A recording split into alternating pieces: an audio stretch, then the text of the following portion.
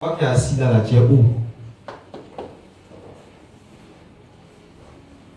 Tu es où ça? Parmi les trois là, tu es où ça? Marie, toi tu es où ça? Tu es jeune gens. Tu es sûr. Comment tu as dit que tu es jeune gens? C'est par rapport à l'âge. Par rapport à quoi? Par rapport à l'âge. Marie a dit que c'est par rapport à l'âge qu'elle est aux jeunes gens. C'est vrai? Hein? Par rapport à l'âge qu'on est sur les jeunes gens. Bon. Et ceux qui sont, on dit les pères là. Il y a les mères aussi qui sont là. Les mères sont concernées ou bien ne sont pas concernées? Hein? Donc, en réalité, ici, on est en train de parler du niveau spirituel. On est en train de parler spirituellement. Amen. On dit petits enfants. Les enfants spirituels. C'est ceux qui sont enfants en Christ. Amen.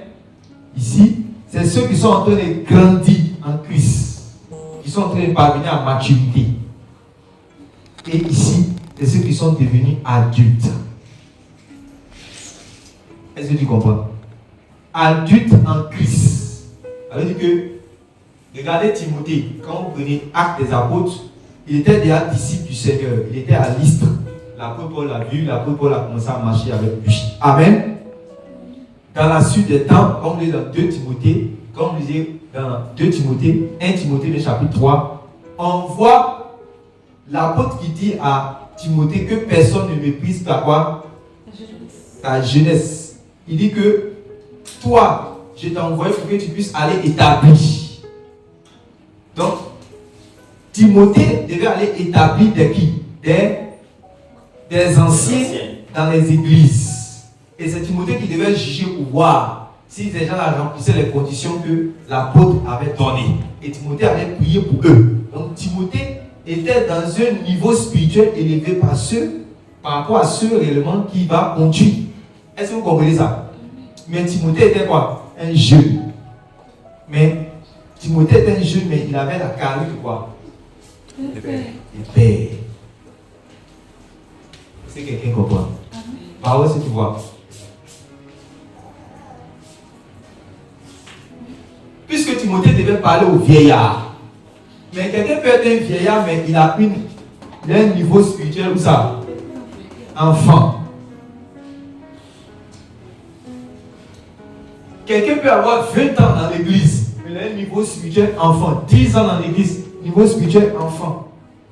5 ans dans l'église, niveau spirituel enfant. 4 ans, niveau spirituel enfant. Comme quelqu'un peut avoir seulement que 4 ans et puis réellement il est déjà jeune gens qui est père. Ça dépend réellement de si quelqu'un a un comportement comme Matt, du commencement de sa vie chrétienne jusqu'à 4 ans de sa vie chrétienne, il y a un comportement comme Marie. Et puis tu vas être toujours enfant spirituel. Tu vas être toujours enfant spirituel. Pas possible. Donc, Dieu est disposé à remplir ceux qui sont disposés. Dieu est disposé à bénir ceux qui sont disposés. Dieu est disposé à faire grandir ceux qui sont bien disposés. Dieu est disposé à aller regarder un homme comme Daniel. Daniel avec quel âge? Daniel avec quel âge il est allé en déportation? 16 ans environ. Daniel était très jeune quand il est allé. Ils sont allés. Ils étaient jeunes. C'est-à-dire qu'en 16 et 20 ans, ils étaient jeunes. Méchant Satan qui avait un niveau. Mais quand on a promulgué les 10, on a dit à tout le monde réellement de se prosterner. On dit que les trois ne se sont pas prosternés. Quand ils sont allés dès le commencement, mais quand ils étaient dans le palais, on les a servis, on dit on va les servir les biens du roi. Ils ont décidé de ne pas manger. Pourtant c'était des jeunes gens, mais ils avaient une sagesse. Dans le livre de Job, on dit que ce n'est pas les cheveux blancs qui donnent la sagesse spirituelle. Amen. L'intelligence selon Dieu, là, ce n'est pas les cheveux blancs qui donnent ça. Mais c'est quoi? L'esprit du Seigneur qui donne cela. Mais si la personne est bien disposée, bien connectée à l'esprit, écoute la voix de l'esprit, marche selon l'esprit, cette personne peut avoir seulement 3 ans dans le Seigneur, mais mais être réellement à un niveau de père. C'est pour cela qu'il y a des gens qui seront convertis devant toi. Mais si tu n'étais pas bien disposé, tu vas les voir. De ceux en train de leur confier réellement des grandes choses. Parce que quand ils sont venus, on les a confié des petites choses, ils sont montrés fidèles. Et en même temps, Dieu les a confié d'autres choses encore. Est-ce que vous comprenez? Dieu a commencé à aller loin avec eux parce qu'ils sont disposés. Donc, regardez que dans l'église, à partir d'aujourd'hui, il y a les petits enfants, il y a les jeunes gens, il y a les pères. Les petits enfants, là, tu peux venir avec une bonne nourriture. Le Seigneur peut t'inspirer comme ça, tu peux avoir des révélations. Mais quand tu arrives, que tu regardes dans l'église et tu vois que c'est les petits enfants, tu peux avoir une nourriture de jeunes gens et pères. Dans un enseignement, il peut avoir une partie où on communique les choses pour ceux-là, les pères, où on communique les choses pour les jeunes gens, où on communique les choses pour les petits enfants, dans tout un enseignement. Mais quand tu arrives, que tu es en face de toi, les gens qui sont comme les petits enfants, tout ce qui est en bas ici, là, tu gardes ça pour toi seul.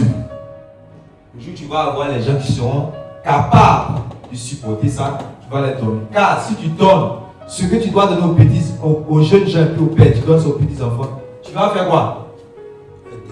Tu vas faire quoi? Regardez dans Hébreux, c'est que parce que vous êtes devenus quoi? Lent à comprendre. Lent à comprendre. Des choses difficiles à expliquer. Parce que vous êtes devenus lents à comprendre. Vous, en effet, qui depuis longtemps deviez être des maîtres, vous avez encore besoin qu'on vous enseigne les premiers rudiments des oracles de Dieu. Ça veut dire qu'on ne les a pas empêchés. C'était possible qu'ils passent de petits enfants à où ça? À jeunes gens. À jeunes gens et pères. Parce qu'il y a longtemps, ils sont dans cette affaire de foi. Oui ou non? Oui. Donc, ce n'est pas une affaire de l'âge. C'est une affaire de niveau spirituel. Il y a longtemps, ils devaient être au niveau de père pour qu'ils puissent supporter l'enseignement qu'on va véhiculer. Mais comme ils sont où ça? Ils sont au niveau des petits enfants, qu'est-ce qui va se passer? Oui. Vous en êtes venus à avoir besoin de lait. Il dit, vous en êtes venus à avoir encore besoin de lait. Donc, il y a un type d'enseignement quand on vient avec la parole de Dieu. Là. Il y a une partie, ça c'est le lait. Amen. Il y a une partie, ça c'est nourriture solide. Quand tu en fais des gens qui n'ont pas les dents encore là, hein, si tu leur donnes la nourriture solide, tu vas faire quoi? Tu vas les tuer. Naturellement, c'est ce que la nature enseigne. Tu vas les tuer. Donc, tu vas prendre quelque chose, tu vas prendre, il dit, vous en êtes venus encore avoir besoin de quoi? De lait. De lait. Et non de nourriture solide. Donc, eux là, eux ne pourront que, c'est-à-dire que se nourrir que de lait. Or, Dieu ne les a pas appelés à rester petits enfants. C'est ça le danger. Parce que quand tu es dans le troupeau et puis tu es petit enfant, tu es vulnérable. Qui est avec moi vulnérable? Vulnérable. Oui ou non? Vous avez déjà regardé National Geographic, non? Vous avez déjà vu que les lions vont attaquer les troupeaux, le troupeau. Vous avez déjà vu? Dans le troupeau là, vous n'avez jamais. Forcément, dans un grand troupeau, vous allez voir qu'il y a plusieurs. Oui ou non? Oui. Donc, quand Jésus dit mon troupeau, c'est comme ça s'il y a plusieurs. Son troupeau. Ah. Il y a les bébés.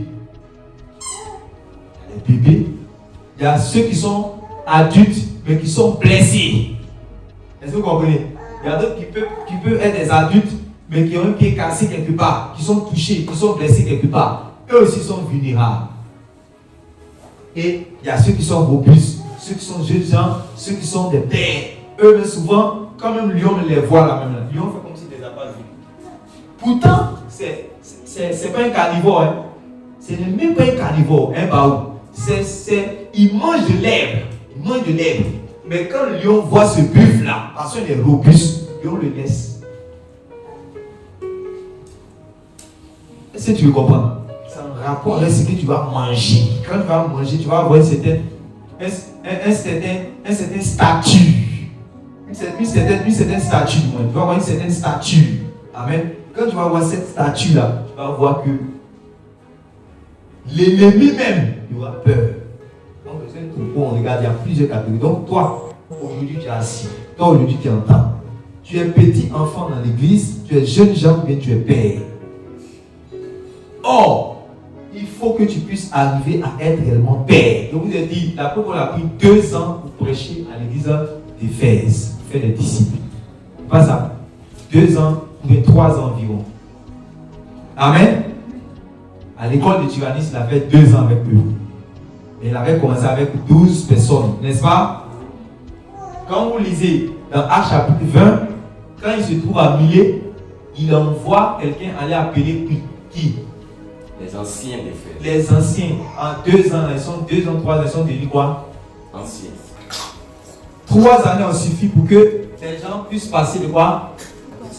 À quoi? Bah où tu vois? 3 années. 3 années pour que les gens puissent passer de petits enfants à père. Mais ici, là, en fait, on voit qu'il y a un problème parce que, avec le passage de Hébreu, on voit que ce n'est pas systématique. Ce n'est pas parce que réellement j'ai fait 3 ans qu'automatiquement je serai père. Donc, je peux faire 3 ans réellement et demeurer toujours petit enfant selon Hébreu qu'on vient de dire. Oui ou non? Quand vous lisez dans 1 Corinthiens, vous allez voir encore, dans 1 Corinthiens, on va parler de ça. Donc, on voit qu'ils sont lents à comprendre, selon Hébreu, ils sont des hommes charnels.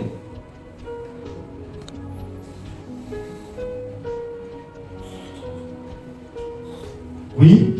Je vous ai donné du lait, non de la nourriture solide, car vous ne pouviez pas la supporter. Voilà. Il dit, je vous ai donné du lait, non de la nourriture solide, car vous ne pouvez pas la supporter. C'est le même langage qui a été utilisé dans Hébreux chapitre 6. À cause de quoi? À cause de leur état spirituel. À cause de leur statut spirituel. À cause de leur niveau spirituel. Amen. Donc, par amour et par sagesse, il y a des choses que Dieu lui-même ne pourra pas vous communiquer. Il y a des choses que ces messagers qu'il a envoyés ne pourront pas vous communiquer. Parce que si vous communiquez, ça va vous détruire. Et même vous ne pouvez pas supporter. Il y a certains enseignements qu'on va venir pour apporter si on ne peut pas. Parce que si tu apportes, tu te demandes, est-ce que ça ne va pas venir contre toi-même? Est-ce qu'on ne va pas prendre ça pour tort? Est-ce qu'on ne va pas prendre ça pour réellement pour discréditer le nom de Dieu, même pour te discréditer toi-même? Donc tu préfères d'abord garder.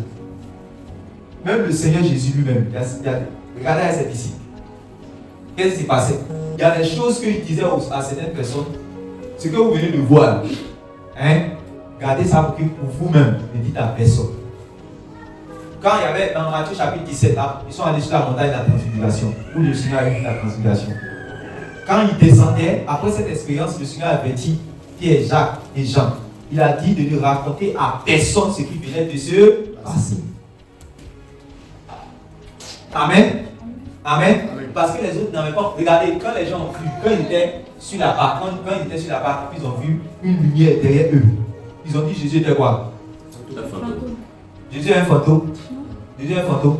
Ça ne veut pas que demain encore m'appeler fantôme là, c'est bon. Attends, Pierre, Jacques, Jean, vous avez vu ce qui s'est passé, non? Ok, ça reste entre nous. Après là, je vais vous donner maintenant l'opportunité de parler. Sinon, quand tu vas voir Jésus, c'est un fantôme. Est-ce que vous comprenez mon langage? Il y a certaines expériences, certaines choses que même le Seigneur il dit attends, il attend d'abord. Il y a des choses de la Bible mais n'ont pas encore fait de lire. Si je me révèle à eux dans ces niveaux-là, ils vont me dire ici fantôme. Mettez ici fantôme. Si il y a des choses que je veux communiquer, que le Seigneur me révèle, et dit, si je donne ça, ils ne vont pas dire que le pasteur s'est perdu. Bon, attends, pourquoi il n'y a pas dit ça? Est-ce qu'ils ne vont pas maintenant partir? Non, c'est le message de maintenant là. Voilà. Pas comme ça. Le comportement que vous avez vu qui s'est passé là, c'est ça qui est là. Chanel. Homme, enfant, Chanel. Parce qu'il refuse de grandir. Il refuse de grandir. Ouais, alors qu'en 3 ans, quelqu'un qui s'est laissé bien former en 3 ans, il peut devenir quoi? Jeune gens, il peut devenir père. On voit des gens qui sont déjà même évêques. Il dit, vous tous au milieu desquels j'ai passé 3 années. Vous enseignez des choses. 3 années. Et maintenant ils sont devenus évêques, établis par le Saint-Esprit pour diriger le troupeau. Ça veut dire qu'ils ne sont pas à un niveau petits enfants. Ils sont moins jeunes gens. Amen. Parce qu'on ne peut pas confier une tâche réellement aux petits enfants. Est-ce qu'on peut le faire? Non. On peut pas le faire. Gloire à Jésus. Donc il faut te poser la question. Je suis dans l'église là. Je suis petit enfant, je suis jeune gens ou je suis père. Il faut dire ça dans ton cahier. Il faut mettre ça quelque part. Tu es dans l'église, tu es petit enfant, tu es jeune gens ou bien tu es père. Quand vous voyez père qui est là, ça n'a rien à voir avec le côté biologique. Amen. Ce n'est pas le côté naturel. C'est un niveau spirituel. Ça veut dire adulte.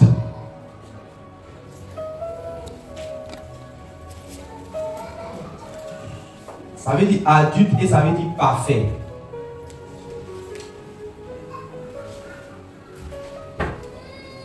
Ça veut dire accompli.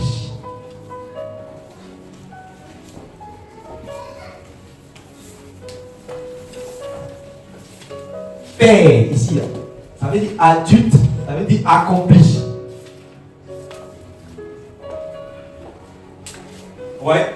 Ici, jeunes gens, ça veut dire fils. C'est un fils. Ça veut dire qu'il a un niveau, ça veut dire qu'il y a un niveau auquel on peut confier, en fait. Avec ce niveau-là, on peut lui confier des tâches. Est-ce que vous comprenez? Avec ce niveau, regardez. Quand vous prenez Jésus, le Seigneur Jésus lui-même, dans Luc chapitre 1, et dans Luc chapitre 2, on parle du petit enfant qui croissait. N'est-ce pas? Lisez ça même. Luc chapitre 2, verset 40, et Luc chapitre 2, verset 52.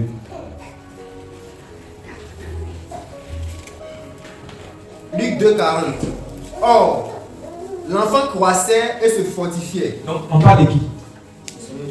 On parle de qui? Le Seigneur Jésus. Et on dit le Seigneur. Et on parle du Seigneur et on dit quoi? L'enfant. Donc, c'est l'enfant. Donc, le Seigneur est lui-même été appelé enfant. Or, l'enfant croissait et se fortifiait. Et se fortifiait, oui. Il était rempli de sagesse et la grâce de Dieu était sur lui. Donc, Dieu est prêt à remplir de sagesse un qui? L'enfant même. Souvenez ça. Dieu est prêt à remplir de sagesse un enfant pour qu'il ne demeure pas enfant. Parce que Dieu n'a pas appelé à demeurer enfant. Amen. Dieu ne l'a jamais appelé à demeurer enfant. C'est-à-dire qu'il a resté enfant. Selon la prophétie, qu'est-ce qu'il a dit? Un enfant nous est né, un fils nous a été donné. Un enfant nous est né, un fils nous a été donné. On n'a pas dit un fils nous est né. On n'est pas fils, on est enfant. C'est pour cela, quel que soit ton âge, même si j'ai 50 ans, même si j'ai 30 ans, même si j'ai 40 ans, même si j'ai 70 ans, quand je passe par la porte pour entrer dans la famille de Dieu, je dois réellement avoir cette posture-là, enfant. Vous savez, les personnes âgées sont en danger si elles ne sont pas humbles. Quand les gens sont âgés, ils viennent dans l'église et ils voient que le pasteur est plus âgé que lui, il se comporte comme un âgé. Donc il ne sait pas qu'il est en danger. C'est dit que, les diacres, comment on va lui dire que, on va jeûner 3 jours. Comment on va lui dire que, il faut venir, on a réunion ceci. C'est dit que, comment le jeûne même nous balance comme ça. Nous dit, on doit faire 3 jours de jeûne. Nous dit, on doit aller faire ça. Chez lui, il pense que quoi? Il est vieux. Il pense qu'il est âgé. Il pense qu'il est un fils. Il pense qu'il est un père. Il pense qu'il est un adulte spirituellement. Or, spirituellement, c'est un quoi? Répondez. Un petit enfant. Même s'il a l'âge, par exemple, de papa Tano, c'est un quoi? Un petit enfant, puisqu'il vient de rentrer par la porte, là, quand il rentre dans la famille, tu dois naître. Tu es né. Donc, quand tu nais, tu n'es pas fils en même temps. Est-ce que vous comprenez ça? Regardez 52 dit quoi? Même chose encore. Et Jésus croissait en sagesse, en statut et en grâce devant Dieu et devant les hommes. Et Jésus croissait en sagesse, en statut et en grâce. Ouais, en sagesse. Mais soulignez toutes ces choses-là. Étudiez ça, il vous en supplie. Il croissait en sagesse, il croissait en statut, il croissait en grâce. Il croissait en stature. Ouais, donc il croissait en sagesse, en stature, en grâce. De niveau en niveau. Donc Dieu est prêt à remplir même un enfant. Pour ne pas qu'il puisse demeurer enfant. Parce que Dieu ne travaille pas avec les enfants. Dieu ne peut pas travailler avec les enfants. Dieu ne peut pas confier des charges aux enfants. Dieu ne peut pas confier des responsabilités aux enfants. Il les confie à ceux qui sont des fils. Or, il faut réellement, quand tu passes des ténèbres à la lumière, de la puissance de Satan à la puissance de Dieu, du royaume des ténèbres au royaume de la lumière, ce passage-là, dès que tu entres, tu deviens enfant. Tu ne peux pas naître en même temps que tu es fils, c'est impossible. C'est pour ça les gens qui sont âgés, les gens qui sont âgés là, quand ils rentrent, il a 50 ans, il se dit que il est déjà mûr. Oh, tu n'es pas mûr, tu ne connais rien dans les choses de Dieu. Tu dois t'asseoir comme Marie au pied du maître, on va t'enseigner. Mais Marthe, elle est occupée à d'autres choses. Il veut faire d'autres choses, Alors que Marie veut grandir. C'est pour ça que vous allez la voir dans Jean chapitre 20, elle a grandi au point où, à 6h du matin, elle est déjà disposée pour aller faire l'œuvre de Dieu. On parle de Marie dans la Bible, parce qu'elle était disposée. Vous êtes dit, ces évêques-là, ils ont pris seulement que 3 ans. C'était des chrétiens. Des chrétiens. Est-ce que vous comprenez? Des chrétiens simples, des disciples simples. Ils ont pris 3 ans pour se laisser former. Ils sont devenus des évêques que le Saint-Esprit a établi pour diriger d'autres frères. Donc ça veut dire quoi? Si je me laisse transformer par la parole, si je me laisse former par Dieu dans sa parole, si j'applique la parole de Dieu, si je la mets en pratique, le Saint-Esprit va me juger digne. Puisque c'est lui qui a établi. Il a vu que maintenant, toi, tu te comportes bien. Tu lis la Bible, tu la mets en pratique, tu vis d'une manière conforme à l'évangile, tu te conduis bien. C'est pour cela que vous allez voir que quand Timothée lui-même, il devait prendre les gens pour les établir évêques là, on a donné les règles là. Vous avez vu? C'est des chrétiens. C'est-à-dire que tout ce que vous voyez là, on n'a pas dit que c'est quand tu vas devenir évêque d'abord, et puis on doit voir ça dans ta vie. Non. C'est des gens qu'on a vu ça dans leur vie depuis longtemps. Et c'est ça maintenant, c'est en fonction de ça maintenant qu'on va dire, toi tu peux être 3 ans seulement de foi. Est-ce que vous comprenez ça? 3 ans seulement de foi, tu es déjà prêt pour vraiment diriger d'autres personnes. C'est pour cela que tu dois savoir que ces chaises qui sont là, dis à ton frère, les chaises qui sont là, ont changé de couleur. Alléluia. Les chaises ont changé. Donc, moi, je suis là, je ne suis pas venu pour occuper seulement les chaises. Je ne suis pas venu seulement pour occuper les chaises. Si les chaises même sont devenues, il y a un peu de. Les noirs un peu sont venus dessus. Là. Ça veut dire que ça change. Moi, il doit changer. Il doit aller à un autre niveau. Est-ce qu'on comprend? Tu n'es pas venu pour t'asseoir simplement. Non. Quand on va toucher l'Éphésiens, on va comprendre que. On va dire la parole qui dit afin que vous ne soyez plus des enfants. Afin que vous ne soyez plus des enfants. Tout ce que Dieu a fait, donner les apôtres, évangélistes, prophètes, pour le perfectionnement des saints, en vue de leur ministère. Il va parler ça après, il va dire afin que vous ne soyez plus des enfants. Donc vous devez devenir des fils. Ici là, petits enfants là, ici, en chose là. En grec, c'est techno. Ça veut dire, en fait, c'est un niveau. Ne voyez pas, c'est un niveau, c'est comme bébé. C'est un niveau. Imaginez Thierry qui a la mentalité de Jérémie. Tu comprends ça, non? Voilà. Spirituellement parlant. Techno. Après ça, il y a jeunes gens. C'est eux qu'on appelle fils. Ouyos.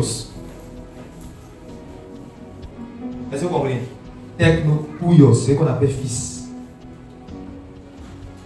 Et vous allez voir que le Seigneur Jésus, comme il grandissait en sagesse, il grandissait en statut, à l'âge de 12 ans, il était en train de parler avec qui dans le temps? Les docteurs de la loi. Les docteurs de la loi, il était en train de parler avec eux. Ils étaient en train de l'écouter. Vous savez qu'eux étaient beaucoup remplis d'eux-mêmes. S'ils s'asseyent pour écouter Jésus, ça veut dire qu'ils ont vu un peu de sagesse en lui. S'ils sont en train de parler avec lui, ça veut dire qu'ils ont vu que le petit là, il connaissait quelque chose. Amen. C'est parce qu'il était disposé. Donc, quand vous voyez Jésus venir prêcher, le royaume des cieux sera semblable à ceci, le royaume des cieux sera semblable à ceci, ne pensez pas que c'est par magie comme ça. Dès qu'on dit que le Saint-Esprit est venu sur lui, le royaume des... Non, il a appris. Il a appris. Quand il dit qu'il est écrit, il a appris ça. Il est d'accord avec moi? Il a appris. Maintenant, c'est quand maintenant vous allez lire Matthieu chapitre 3, Luc chapitre 3, que le Seigneur va atteindre maintenant là, il est 30 ans. Et là, le Seigneur maintenant est un homme maintenant quoi? Accompli. Voilà. Il est un fils, c'est plus un enfant. Amen. C'est là, quand il sera rentré dans l'eau du Jourdain pour être baptisé, le ciel va s'ouvrir. Et Dieu va rendre témoignage que celui-ci est quoi? Mon enfant. Celui-ci est mon enfant. Celui-ci est mon fils bien-aimé. Voilà. Celui-ci est mon fils bien-aimé parce qu'on a dit selon la prophétie, un enfant nous est né, un fils nous a été donné. Maintenant on dit, ce fils-là, c'est lui que la souveraineté reposera sur son épaule. Il comprend. C'est ce fils-là, c'est celui que la souveraineté reposera sur l'épaule. On va lui donner ça, le zèle de la maison sera avec lui, tout. Vous devez comprendre ces choses. Dieu ne va pas transgresser réellement ses principes, ses lois. Si nous-mêmes, les hommes, on a un peu d'intelligence pour ne pas confier des grandes charges à des bébés, à des enfants, ce n'est pas Dieu qui va faire le contraire dans le travail spirituel. Donc vous voyez qu'il y a un travail à faire. Il y a un travail à faire. Et là, ce n'est pas une affaire de homme ou de femme. Ce n'est pas une affaire de mari ou femme. Ce n'est pas une affaire, non, c'est une affaire de disposer. Dis à ton frère, c'est une affaire d'être disposé. Ça veut dire que dans un couple là, c'est quoi, mari et femme, non? Si la femme est plus disposée à recevoir de Dieu, elle sera plus remplie que son mari. Et Dieu va lui confier des choses. Puisque tout ce que vous voyez ici, c'est un niveau spirituel, comme je vous ai dit. C'est des niveaux spirituels. Amen. Dans un couple, peut être ensemble, la femme est disposée à recevoir. Et donc, comme le ciel répond à ses lois, donc le ciel va remplir. C'est pour cela que quand vous lisez, on parle de quoi? Priscille et Aquilas. Regardez dans la Bible. Lisez bien. Quand vous allez voir, quand on dit Priscille et Aquilas chaque fois, là, vous allez voir qu'on met tout. Vous pensez que les juifs là, eux mettent le nom des hommes avant de mettre le nom des femmes? Hein? Ils mettent le nom des femmes d'abord avant de mettre le nom des hommes? Ou bien ils font le contraire? Voilà. Souvent même il y a des fois on ne compte même pas. On ne compte pas les femmes. Mais quand on parle de Priscille et Aquilas, on parle de ce couple, on dit Priscille et Aquilas. Priscille et Aquilas. C'est quelques rares fois qu'on a dit Aquilas et Priscille. Nous quand nous on lit là, nous on est profond. Donc quand nous on lit, on sait que ça veut dire quelque chose. Tu ne peux pas laisser réellement chaque fois quand tu vas citer mon nom ici, tu vas dire Esmel et puis Yasmine. Esmel, comment on appelle ça? Yasmine, Esmel et puis Esmel. Ou bien, non. Esmel, Yasmine et puis Esmel, Yasmine et puis Esmel, chaque fois. Non. Mais si on dit ça, c'est qu'il y a quelque chose. Ça veut dire que la femme est plus disposée que l'homme. La femme était plus poussée que l'homme. Dieu merci, au moins il était poussé quand même. Amen. Comprendre ces choses. Donc, c'est une affaire d'être disposé. C'est une affaire d'être disposé. Si vous êtes disposé, le Seigneur va vous remplir. Et en réalité, dans un foyer, vous qui êtes marié, dans un foyer, vous devez savoir que l'homme doit être rempli plus spirituellement que réellement sa femme. Est-ce que vous me suivez? Vous me comprenez? Voilà. C'est ce qui est. Puisque pourquoi il dit ça? C'est l'homme qui prend quoi? Les décisions. Amen. Si lui c'est un homme charnel, c'est dans un foyer, le mari c'est un techno. La femme est ouilleuse. Donc, la femme est disposée pour voir souvent les dangers venus de loin. La femme reçoit les visions, la femme reçoit les directions, la femme reçoit beaucoup de choses de Dieu. Mais lui, qui est le mari, il est encore quoi? Petit enfant, il est encore techno, il est encore charnel, il est encore lent à quoi? À comprendre. Mais c'est lui qui prend les décisions. Puisque c'est lui qui est le chef. C'est comme ça que la parole de Dieu a dit, non? Il est le chef. Donc c'est lui qui est le chef, n'est-ce pas? Et la femme est soumise. La femme se soumet. Lui il prend la décision, mais les décisions qu'il prend, c'est des décisions très souvent charnelles. Et la femme reçoit quelque chose de plus profond qui est selon la volonté de Dieu. Mais comme c'est lui qui est le chef, c'est ce qu'il a dit là que les gens vont marcher dessus. Et toute la famille, puisque il y a la femme, il y a la femme, il y a l'homme, il y a la femme, il y a les enfants. Toute la famille va marcher sur une direction charnelle. Est-ce que vous m'écoutez? Est-ce que vous m'écoutez? Regardez dans l'église, quand l'apôtre Paul par exemple disait que dans l'église de Corinthe, que les femmes, en ce moment où les femmes étaient dans le désordre, tout le monde réellement parlait de désordre, il a dit que les femmes se taisent. Que même si elle veut être instruite en quelque part, elle n'a pas fait quoi? Elle n'a pas demandé à leur mari à la maison. Ok, le mari maintenant c'est un techno. Il ne connaît rien. Il ne connaît rien dans la Bible, il ne lit pas la Bible. On dit Apocalypse, ils sont allés chercher ça derrière Zacharie. Lui là, il va enseigner quoi à sa femme? Tu es cuit. Quand Dieu nous parle là, c'est pour nous-mêmes nous aider. Il y a un techno ici. On dit que les femmes, si elles veulent s'instruire, elles n'ont qu'à aller demander le mari à la maison. Mais elle te pose maintenant une question, elle te dit que telle chose à servir, ça veut dire quoi? Il ne connaît pas. Ils ont dit le contraire, c'est la destruction dans le foyer. C'est pour nous aider que Dieu nous parle. Amen. C'est pour cela dans les choses de Dieu, il faut envoyer ta famille. Il faut faire comme Josué. Moi et ma maison, nous servirons le Seigneur. Nous sommes montés en esprit. C'est pour avoir la même vision. C'est pour avoir la même pensée. C'est pour pouvoir se comprendre. C'est pour cela que il a dit, moi et ma maison, nous servirons le Seigneur. Pour que le mari soit mûr, la femme soit mûre, les enfants soient mûrs. Une famille réveillée spirituellement. Mais si tout le monde réellement n'a pas cette mentalité, alors que le chef même de la maison est un techno, le chef de la maison est un petit enfant, il va prendre les directions. Son orgueil va lui faire prendre les directions charnelles, des décisions charnelles. Et tout le monde est obligé de marcher sur une direction, une décision charnelle. C'est une foyer qui va aller comme ça. Amen. C'est très important.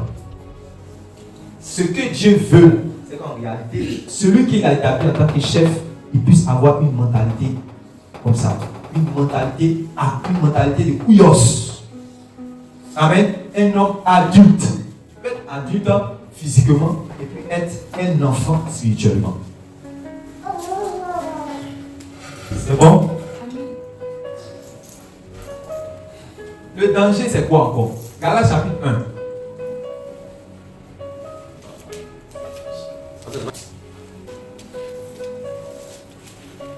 Le danger, c'est quoi? Galates chapitre 4, verset 1. Or, aussi longtemps que l'héritier est enfant, je dis qu'il ne diffère en rien d'un esclave, pas qu'il soit le maître de tout. Donc, l'enfant est comme un esclave. Je vais dire ça comme ça, vous comprenez bien maintenant. Est-ce que vous suivez? Répondez. Amen. Vous suivez? L'enfant est comme un esclave. Tiens, mon frère, l'enfant est comme un esclave. L'enfant est comme un esclave. L'enfant est un héritier, non? Hein? Maintenant, regardez la suite.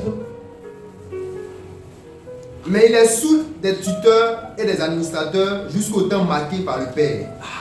Donc le temps marqué par le Père, c'est quel niveau? C'est qu'il arrive à être un jeune gens ou bien un père. Ça, c'est le temps marqué par le Père. Amen. Celui qu'on appelle le fils prodigue, c'est sa mentalité là. C'est une mentalité d'enfant là qui a fait qu'il a dit, je veux mon héritage. Je veux mon héritage. Il allait vivre comme il voulait. Un enfant. Tu as goûté que le Seigneur est bon. Tu dois te vautrer dans le monde. Tu es un enfant. Et puis tu as ta vie en danger. Parce que ton père te considère comme mort. Vous voulez qu'on lise? Il dit, car mon fils que voici était quoi? Il est mort. Il était mort. Quand tu retournes, tu es mort. C'est ton retour qui te ramène à la vie. Tant que tu es là-bas, tu es mort. Hein? Jésus n'est qu'à dire, voici tu es vivant. Tu es mort. C'est la seconde mort qui t'attend. Est-ce que tu me comprends? C'est ton retour. Il va te faire passer de la mort à la vie.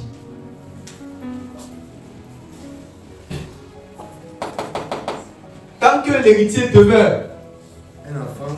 Oui. Il ne diffère en rien d'un esclave. Il ne diffère en rien d'un esclave. Et quelle est la différence entre l'esclave et l'héritier?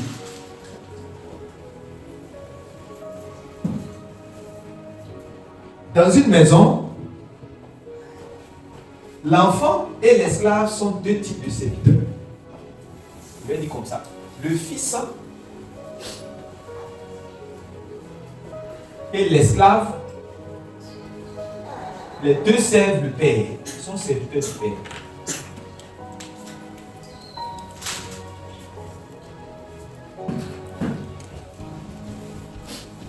Maintenant, le problème, c'est quoi? Regardez, est-ce que dans la nature, ce n'est pas une réalité? Est-ce que dans la vie, ce n'est pas une réalité? Dans une maison, les enfants, vous servez vos parents, n'est-ce pas? Ils vous donnent des tâches à faire que vous accomplissez. Amen. Pareil aussi aux esclaves même qui sont venus également même pour travailler. Amen. Donc, dans la maison, le fils sert, le fils est serviteur et l'esclave aussi est serviteur. Le problème, c'est que le père là, donne l'héritage à qui? Au fils. Donc, l'esclave a fini de travailler, mais il ne peut pas avoir l'héritage. L'héritage, c'est au fils qu'on donne. Le problème, c'est que dans une maison, dans la maison de Dieu, là, il dit qu'on ne met pas fils en même temps. Quand tu viens, tu peux être aussi, tu es d'abord du moins enfant. Et il dit, enfant là, il ne diffère en rien de quoi? Donc ça veut dire que ton héritage est comment? Donnez-moi l'expression, ton héritage.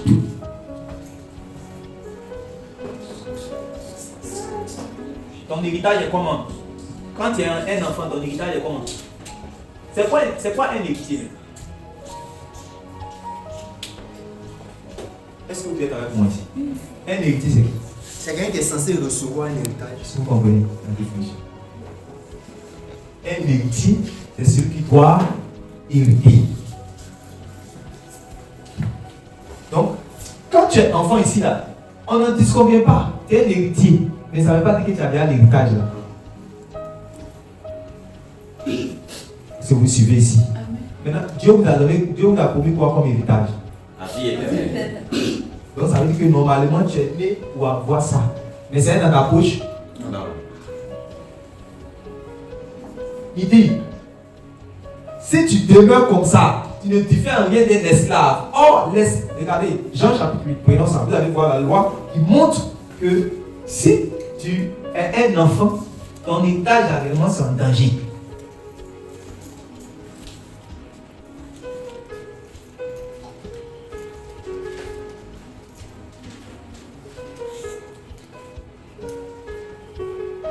Verset 32 là-bas, on dit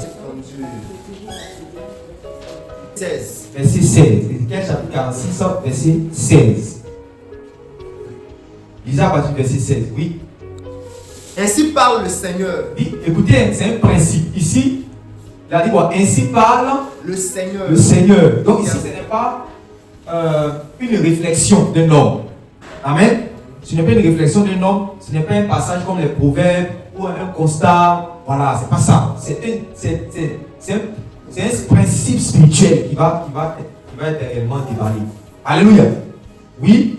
Ainsi parle le Seigneur. Ainsi parle le Seigneur. L'Éternel. L'Éternel. Si le prince fait à l'un de ses fils un don. Donc, quand il dit si le prince, il est en train de parler en fait du roi. Amen. Roi et prince, c'est la même chose. Amen. Si le prince fait quoi? Fait à l'un de ses fils un don pris sur son héritage. Donc, il fait à l'un de ses fils un don pris sur son héritage. Ce don appartiendra à ses fils.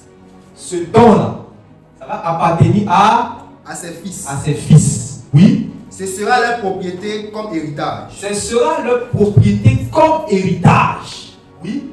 Mais s'il fait à l'un de ses serviteurs. Mais s'il fait à l'un de ses serviteurs. Et serviteur, entendez par là quoi? Esclave. S'il fait à l'un de ses esclaves quoi? Un don pris sur son héritage. Un don qui est pris sur son héritage. Ce don lui appartiendra jusqu'à l'année de la liberté. Ce don lui appartiendra jusqu'à l'année de la liberté. Oui. Puis il retournera au prince. Puis il retournera c'est ça? Au prince. Au prince.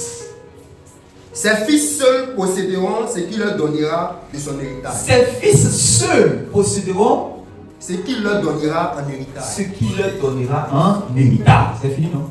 Dans son héritage. C'est ça? C'est fini? Il peut s'arrêter là.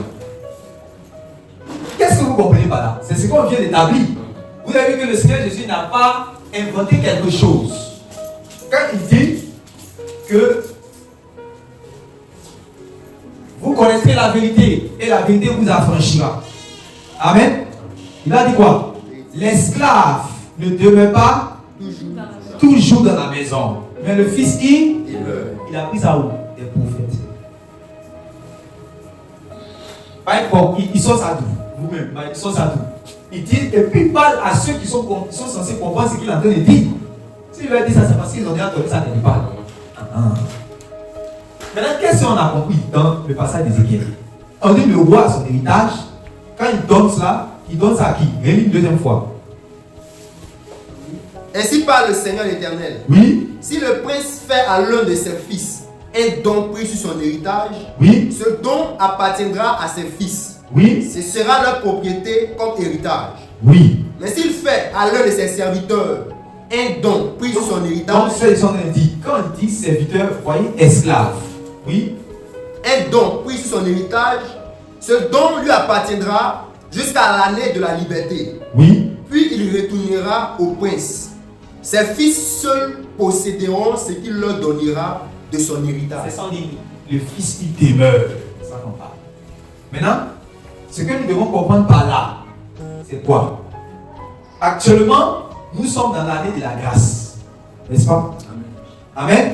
Dans l'année de la grâce, c'est l'année de la grâce où tout le monde réellement vient dans la maison de Dieu, réellement pour non seulement bénéficier de tout ce que Dieu donne, amen, bénéficier de la grâce de Dieu, amen, mais il y aura un temps où l'année de la grâce va s'achever. Et maintenant, on va faire entrer les gens maintenant dans leur héritage. Vous savez que le Seigneur Jésus nous a promis l'héritage de la vie éternelle. Mais il faut que d'abord il puisse venir pour nous faire entrer dans cet héritage. Mais jusqu'à actuellement, nous l'attendons. Amen. Amen. Donc il n'est pas encore venu pour donner réellement cet héritage. Tout le monde, nous sommes dans l'attente de cet héritage. En temps, le problème c'est que dans sa maison, qu'on appelle aujourd'hui le corps de Christ, il y a des serviteurs qui travaillent dans la posture d'enfant, des serviteurs qui travaillent dans la posture de fils, et les serviteurs qui travaillent dans la posture d'esclave. Ça veut dire qu'il est dans la maison de Dieu, mais il travaille avec une mentalité, un comportement d'enfant. Il est dans la maison de son père, mais il travaille avec une mentalité et un comportement d'esclave.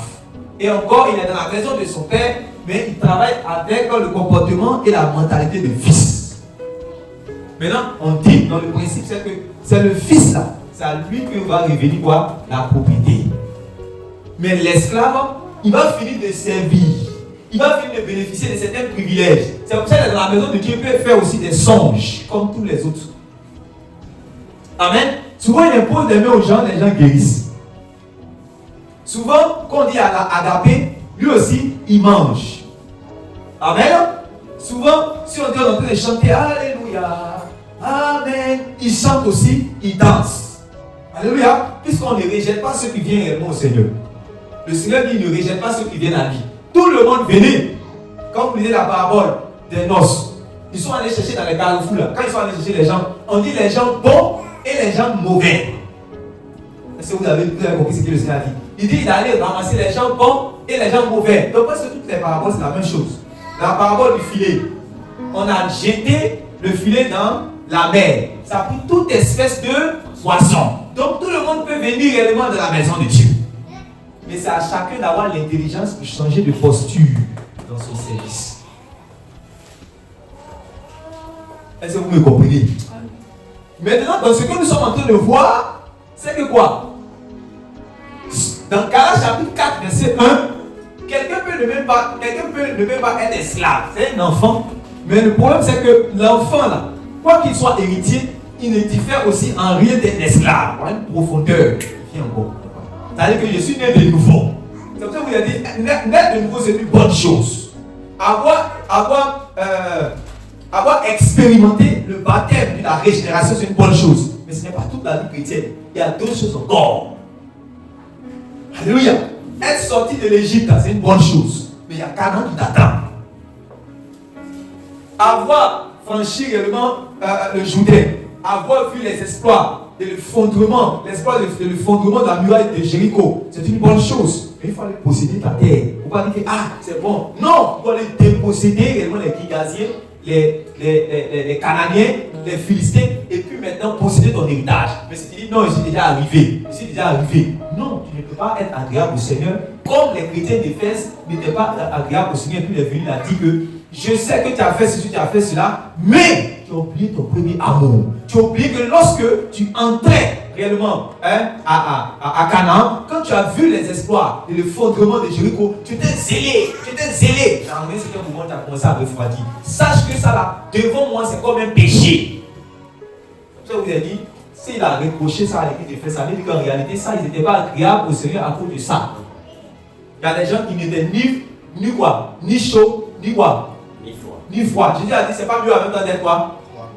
Ça veut dire que quand tu es tiède, c'est comme si tu tiède là, ça ne peut pas rentrer dans sa bouche. Il fait quoi? Quand on met tiède dans sa bouche, il fait quoi? Vomi. Donc quand tu es vomi là, c'est très du quoi? Et c'est pas ce que vous me comprenez. C'est pour ça que Paul dit que l'enfant est différent et rien d'être ça. Ça veut dire que l'enfant n'arrange pas. Quand tu es enfant là, ça n'arrange pas Dieu. Il veut que les 3 étapes, qu'est-ce qu'on a dit? Petits enfants, jeunes gens et pères. Or, je vous ai dit ici là, c'est pas âge biologique, c'est pas duré dans la foi, pas ça. C'est la maturité. C'est le niveau spirituel. Amen. C'est le niveau spirituel. Donc, petits enfants, c'est un niveau spirituel. Jeunes gens, c'est un niveau spirituel. Père, c'est un niveau spirituel. En 4 ans de foi, tu peux passer d'enfant à père. Ça a été démontré dans ce qu'on vient de dire. Amen. Les frères d'Éphèse, en 3 ans, sont devenus, quelques-uns sont devenus des évêques pour diriger d'autres. Amen. On a vu Timothée. Timothée lui-même, qui était un simple disciple, il est devenu quelqu'un qui peut établir d'autres évêques. C'est pour cela qu'on lui a donné des recommandations que de ne pas mépriser sa jeunesse et que personne ne méprise sa jeunesse. Il était jeune, mais il était mûr spirituellement. Est-ce que tu me comprends? Donc, dans l'église, dans les choses de Dieu, il y a ces 3 niveaux-là. Petits enfants, jeunes gens et pères. Toi, tu te poses la question, je suis où je suis assis là. Ça fait 4 ans ici dans la foi, je suis où? Je suis petit enfant, jeune gens et père. Ça fait 3 ans ici dans la foi, je suis petit enfant, jeune gens et père. Ça fait 10 ans ici dans la foi, 15 ans ici dans la foi, mais je suis petit enfant, jeune gens ou bien père. Voilà la question qu'on va se poser. Maintenant, dans Galates, on est en train de dire que petit enfant là, il est comme qui? Un esclave. Il est comme un esclave, il est là à comprendre les choses de Dieu. Il est comme un esclave parce qu'il se comporte comme un Chanel. C'est pour cela dans Éphésiens, on dit dans la maison de Dieu, le Seigneur Jésus a fait don aux yeux d'être apôtre, aux yeux d'être prophète, aux yeux d'être évangéliste, docteur. On dit pour le perfectionnement des saints, on dit quoi? Et l'édification du corps de Christ en vue de l'œuvre du Ministère. Vous pensez qu'on va confier le ministère à des enfants? Et on dit, afin qu'il ne puisse pas balloter à tout vent de doctrine. Ça veut dire que quand tu es enfant, tu es en danger. Dieu n'est pas content que tu sois un enfant dans le troupeau. Même, vous voyez, dans un troupeau, quand vous regardez National Geographic, quand vous regardez, quand les mamans buffent là, quand elle accouche là, si elle pourrait faire prier, mais puis un coup en même temps, son enfant va devenir mature en même temps là, elle sera contente. Mais comme elle ne peut pas, elle est obligée maintenant de regarder parce qu'elle sait que s'il y a un assaut, si le lion attaque, son enfant est comment? Il est en danger. Donc c'est pour cela que Dieu ne veut pas que tu demeures enfant dans son troupeau. Dans le troupeau de Dieu, tout le monde n'est pas en même temps, comment on appelle ça, n'est pas adulte. C'est pas possible. Dans le troupeau de Dieu, il y a les enfants, il y a les jeunes gens, il y a les adultes. Maintenant, toi, ta responsabilité, c'est de te disposer pour ne pas que tu puisses rester enfant. C'est pour ça qu'il dit, afin que vous ne soyez plus des enfants. Autrement dit, des esclaves. Ils sont en train de pousser spirituellement. Afin que vous ne soyez plus des esclaves. Afin que vous ne soyez plus comme des enfants. Qu'on peut balloter. C'est-à-dire, il y a des moments, je peux dire par exemple que je m'en vais en mission, je suis en mission, je m'en vais. Et puis, j'apprends de loin là-bas qu'un prédicateur est venu ici, ou bien une nouvelle doctrine est venue en Côte d'Ivoire, qui est en train de balayer les gens, et puis vous me voir, il va dire, non, moi si c'est mes disciples là, ils ne créent rien. En tout cas, ils sont assis. Si je dis ça, c'est parce que je connais votre niveau. Est-ce que vous me comprenez? C'est pas, je sais que, eux seulement, ils sont assis. Ils ne peuvent pas être ballottés à tout monde de doctrine. Ou bien si on dit que, il y a la persécution qui arrive, les gens vont abandonner la foi en Côte d'Ivoire, que les Boko Haram, là, ils sont déjà arrivés, ils sont au nord, ils sont dans la Côte d'Ivoire, ils sont entrés, que, l'église de Côte d'Ivoire est en train d'abandonner. Moi, si par exemple, je me trouve au Pakistan là-bas, que j'apprends cette nouvelle, mon cœur, je peux être tranquille. Si, et seulement si, vous êtes des gens qui sont mûrs. Vous êtes des gens mûrs. Comme ça, si vous êtes des gens mûrs, je sais que la persécution, même la persécution ne va pas vous faire abandonner la foi. Mais si je m'inquiète et que j'ai peur, parce qu'en réalité, vous êtes encore des quoi? Des enfants. Est-ce que vous comprenez? Au moment où l'apôtre a fini de former les disciples, l'apôtre lui-même était où ça? Il était en prison. Amen. La plupart, ils étaient en prison. Quand tu regardes l'apôtre Jean, il était quelque part, quand vous lisez les épîtres, quand il dit que personne ne vous séduise, je vous écris au sujet de ceux qui veulent vous égarer, que ne vous inquiétez pas, demeurez attachés à ce que vous avez reçu dès le commencement. Voilà, parce qu'il y a plusieurs faux qui sont venus dans le monde. Sachez ceci, donc il est en train de les encourager à rester fidèles à ce qu'ils ont entendu dès le départ, parce que lui il les fait confiance, par exemple qu'ils ont reçu un dépôt. Mais il y a des gens qui n'ont reçu aucun dépôt. Ils sont là seulement, ils sont valutables. Dès qu'on dit la nouvelle doctrine ici, ils sont là-bas. Nouveaux enseignants ici, ils sont là-bas. Nouvel groupe ici, ils sont là. Nouveaux mouvements chrétiens, ils sont là-bas. Tu reçois quoi? Tu reçois quoi? Il faut que moi je sois fier devant Dieu pour dire à Dieu que ouais Seigneur, lui là seulement, ce que tu as versé dans ma vie là, j'ai tout déversé dans sa vie. Ça dit, je sais que lui là, je dors, une fois il vous a dit, ça allait prêcher quelque part, c'est un ancien. Ici, quand il a commencé à prêcher, il dit, en tout cas, oh de Dieu, le prophète Esmel là, sur moi, s'il vient, même si pas lui, il est un peu maladif. Il dit, le prophète Esmel sur moi, s'il vient là, moi, il peut rester couché dans ma chambre. Ça veut dire qu'il me fait confiance, il me confie tout son topo. Et puis son cœur ne bat pas, comme on dit. Ça veut dire qu'il sait que je vais prêcher la véritable parole. Mais s'il invite un autre homme de Dieu, il va venir s'asseoir pour écouter. C'est pour cela que moi, si je dis, il va me confier l'œuvre, il faut que je confie qui? À un jeune genre ou un père. Si je confie c'est un enfant, ça va se gâter. Oui ou non? C'est comme ça. Même Dieu même là, Dieu ne fait pas le contraire. On dit, un enfant nous est né, un fils nous a été donné. Et puis on dit, c'est à ce fils-là que la souveraineté reposera sur son épaule. Ça veut dire que c'est dans la condition de fils que le Seigneur Jésus a travaillé mieux que son père. Il a commencé à travailler pour son père et non dans la condition d'enfant. Est-ce que vous pouvez comprendre? Depuis même qu'il était encore, il avait 12 ans, il avait la mentalité de fils. Aujourd'hui, c'est ce que le Seigneur veut déposer dans vos cœurs. Le fils, c'est celui qui porte le fardeau de son père. Regardez, quand vous regardez ce que Dieu veut pour l'humanité, est-ce que vous êtes engagé par rapport à cette volonté de Dieu-là? Tout à l'heure, le frère Franck a expliqué la vision. Donnez-lui le micro, on va expliquer encore ce qu'il a vu. Parce qu'en réalité, le fils, c'est celui qui a accompli la volonté de son père. Le fils, c'est celui qui a accompli la volonté de son père. Oui? J'avais dit tantôt dans la vision. Oui. Le tout n'est pas d'évangéliser pour gagner des âmes, mais de travailler à présenter tout homme devenu parfait en Christ. Ok, mais ça c'est dans quelles conditions tu as réussi? Pourquoi expliquer ça rapidement? Bon, je dormais et puis voilà, c'était dans un songe, c'est comme j'étais à la maison ici. Oui. Voilà, et c'est le pasteur en fait que j'ai vu qui me parlait. Oui. Voilà, il a dit, en tout cas tu es la bienvenue, et puis bon, voici les ceux qui sont là, et puis voici la vision. Voilà, et c'est suite à ça que la parole a été donnée. Que le tout n'est pas d'évangéliser pour gagner des âmes, mais de travailler à présenter tout homme devenu parfait en Christ. Et comment le frère Manouche a interprété ça? Comment est-ce qu'il a expliqué ça? Bon, il a dit comme ça que, c'est-à-dire, le fait d'évangéliser, d'aller évangéliser pour gagner des âmes, c'est une chose importante. Mais en fait, ça ne s'arrête pas là. Oui. En tout cas, selon Dieu, ça ne se limite pas à là.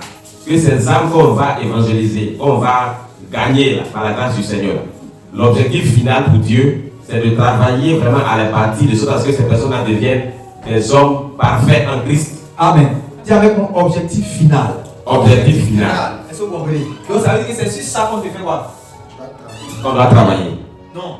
Oui, c'est sur ça qu'on doit travailler. Mais c'est sur ça que toi, on va te faire quoi?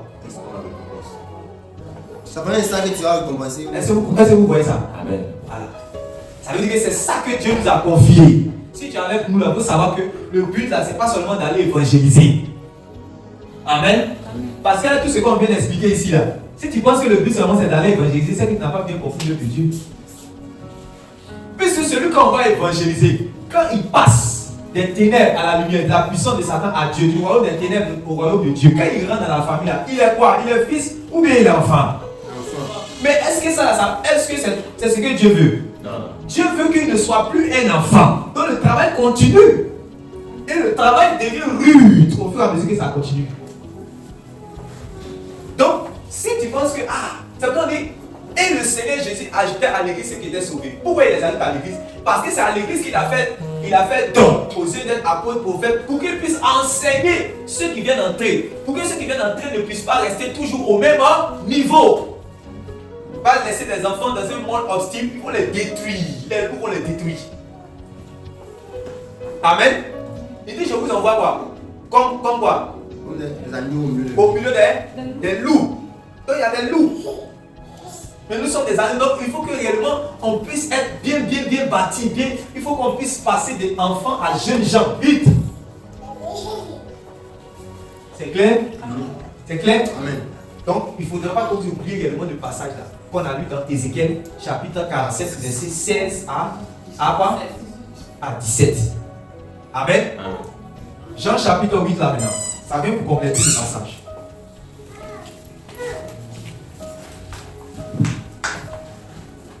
Jean chapitre 8, lisez le verset 32. Jean chapitre 8, verset 32. Oui. Vous connaîtrez la vérité et la vérité vous affranchira. Vous connaîtrez la vérité vous affranchira. Oui. Il lui répondit. Et ici là, il est en train de parler à ceux qui avaient cru. Amen. Amen. Et ceux qui ont déjà cru, il dit, vous connaîtrez la vérité vous affranchira. Oui. Il lui répondit. Nous sommes la postérité d'Abraham. Et nous ne fûmes jamais esclaves de personne.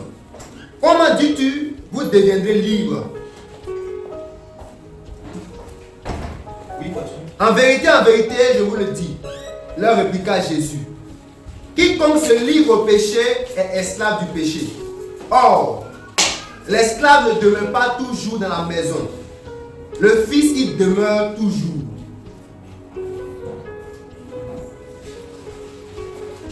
Si donc le Fils vous affranchit, vous serez réellement libre. Je sais que vous êtes la postérité d'Abraham, mais vous cherchez à me faire mourir. Ok, donc verset combien? Verset 37. À partir du verset 34, on dit quoi? En vérité, je vous le dis, leur répliqua Jésus. Oui. Quiconque se livre au péché est esclave du péché. Oui. Or, l'esclave ne demeure pas toujours dans la maison. Vous comprenez, non? L'esclave ne demeure pas toujours dans la maison. Le Fils qui demeure. Mais c'est le Fils qui demeure toujours dans la maison. Amen. Maintenant, si vous me suivez bien, on a dit, il y a combien de personnes dans la maison? Il y a 3 personnes. T'as dit il y a combien de personnes? 2 personnes. Il y a qui? Il faut parler vite. Le fils plus l'esclave. Le Fils et puis l'esclave. Toi, tu as qui? Il y a l'enfant, il y a le Fils, il y a l'esclave. Voilà, c'est la même chose. Vous comprenez? Voilà. Est-ce que vous suivez? Voilà. Puisque quand tu nais de nouveau là, tu nais comment? Enfant. Tu nais enfant. Maintenant, Galates chapitre 4 dit quoi? L'enfant ne diffère en rien d'un esclave. L'enfant ne diffère en rien d'un esclave, puisque l'enfant est là à comprendre. L'enfant là, quand tu viens dans l'enseignement, j'ai dit dans l'enseignement là, il y a des parties qui sont la nourriture solide. Amen. C'est comme si tu as un bon tiep. Le tiep là, c'est une bonne nourriture, non? Voilà. Bon tiep.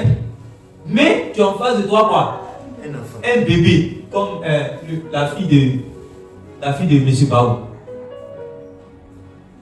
Avec la bonne volonté même si tu es bon de cœur, si tu donnes un tiep là, tu vas détruire. Tu vas détruire la vie de l'enfant. Amen. Voilà, parce que l'enfant n'a pas encore de dents. Donc tu es obligé seulement de donner du lait. Est-ce que vous comprenez? Voilà. Tu es obligé seulement de donner quoi? Du lait. Imaginez vous vous trouvez en plein Sahara comme ça. Vous êtes un homme, vous n'êtes pas une femme, vous n'êtes pas nourrice, vous n'êtes pas une femme, ou bien vous êtes une jeune, vous n'êtes pas nourrice. Et puis, vous avez seulement que du bon tiep pendant que le bébé a faim. Vous avez la bonne volonté de donner le bon tiep là, mais le bébé là ne peut pas manger. Tu as donné quoi? Et celui qui peut comprendre, comprenne. Alléluia. Il y a des choses qu'on a lu dans Hébreu, vous avez vu. Il dit, normalement, on devait vous enseigner les choses des adultes. On devait vous donner la nourriture des adultes, mais vous êtes encore au lait. C'est ce qu'on peut vous donner. Et si on vous donne le solide, vous ne pouvez pas supporter. On a lu ça avec Hébreu, on a lu ça aussi avec 1 Corinthiens chapitre 3. Et c'est la même chose aussi avec Galates. Et on a dit ce qui caractérise les enfants, c'est qu'ils sont lents à comprendre. Et ceux-là, tu vas passer du temps, tu vas expliquer les choses, il ne peut pas comprendre. Depuis on montre l'esprit dans lequel on doit aller. Lui, il ne comprend pas. On montre réellement, comment on appelle ça, la vision qu'on doit suivre. Il ne comprend pas. Il tourne en rond, il tourne en rond, il tourne en rond. C'est lui qui a la mentalité d'enfant. Il est lent à comprendre ce que Dieu veut faire. Il est lent à comprendre. Ou bien il comprend mal, il comprend un peu seulement ce que Dieu veut faire. Chez lui, là, quand on dit œuvre de Dieu, quand on dit Jésus-Christ, c'est évangélisation seulement. Évangélisation seulement. Et vous avez dit quoi? L'évangélisation est une très bonne chose. Parce que si on n'évangélise pas, on pourra même pas, les gens ne pourront même pas naître de nouveau. Parce qu'il faut évangéliser pour que les gens puissent naître de nouveau. Oui ou non? Oui. Mais après ce travail, il y a un autre travail qui continue. Il faut que toi, aujourd'hui, tu sois en mesure de pouvoir faire des disciples. Et faire des disciples accomplis. Dis avec moi, je dois faire des disciples. Je dois faire des disciples. Et des disciples accomplis. Et des disciples accomplis. Regardez, Luc 6,40 dit quoi?